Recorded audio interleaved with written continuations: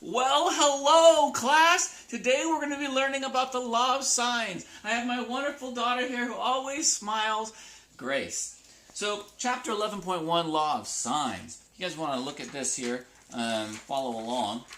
First thing we're going to do is we're going to find the area of a triangle. Normally, area of a triangle is 1/2 base times height. But why are we not using that area formula, Grace? Because it's not a right triangle. It's not a right triangle. See, we've always been finding area with a right triangle, which is 1/2 base times height. We can't do that because we don't have a height. We don't have a straight up line. We don't have a 90-degree angle. So we have to use this new formula here, which is area is equal to 1/2 BC, that's the side B times side C, times the sine of angle A. So what we have here is, this is angle A, across from this would be side A.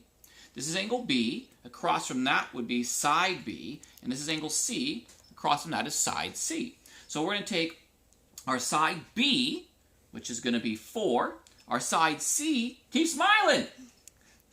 Side C is 6, and then our angle A, which is the sine of 30 degrees. And we'll plug that in. So 1/2, 4 times 6 times the sine of 30. When you multiply all of that together, you get 6. So the area of that triangle is 6. And we didn't even need to use a right triangle formula. We could use this new formula. Turn the page, Grace! Keep smiling!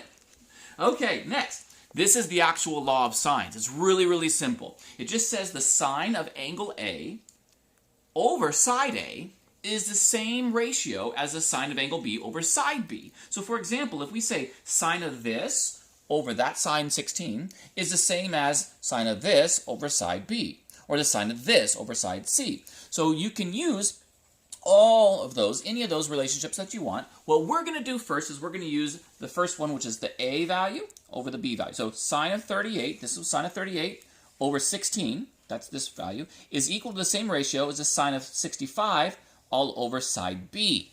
Okay? We don't know side B, so that's what we're going to solve. I don't need to use side C or angle C right now. I don't need to use all three of these. You can just pick which ones two you want to compare. And since I don't have data on angle C or side C, I'm not going to use those. Okay? So here we go. So let's go ahead and compare these. So I'll take the sine of 38 on my calculator. That's 0.61.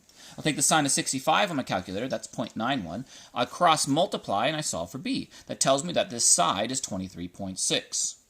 Turn the page, Grace, and keep that smile going! Alright, here we go. So if I take the exact same triangle we were working with, we now know that that side is 23.6.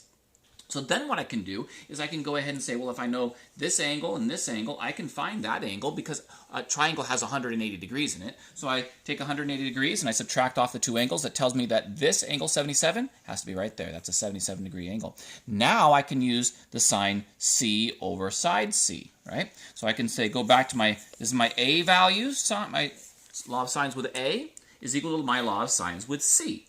Cross multiply this, and you're going to find out that 25.3 is your C value, right? So that's going to be your C value, your side C.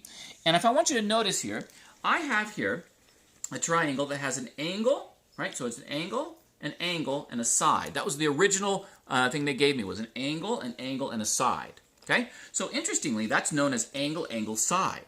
But there is one I don't really want to use very often. What is it?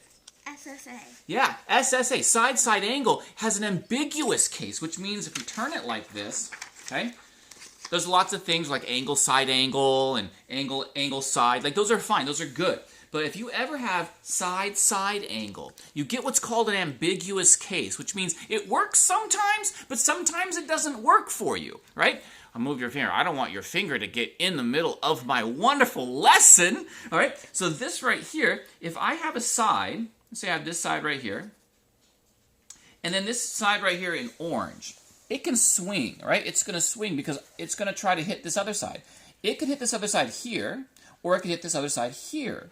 And if it hits it here, you have a really small triangle. But if it swings out, you get a much larger triangle, right? The fact is if we have this side, but we don't know where it swings, we don't know what triangle we're dealing with. We could be dealing with two different triangles, a small triangle, big triangle, one triangle, zero triangles. It may not make a triangle at all, right? So this, if you ever have SSA, you have an ambiguous case, and I'm not going to give that to you this time in homework. It's more of a pre-calculus problem as opposed to the Algebra 2 that we're going to do today. So there you go. I think that's, oh, keep smiling, keep smiling. smiling. And there you go. Have yourself a wonderful time doing homework. Landon out!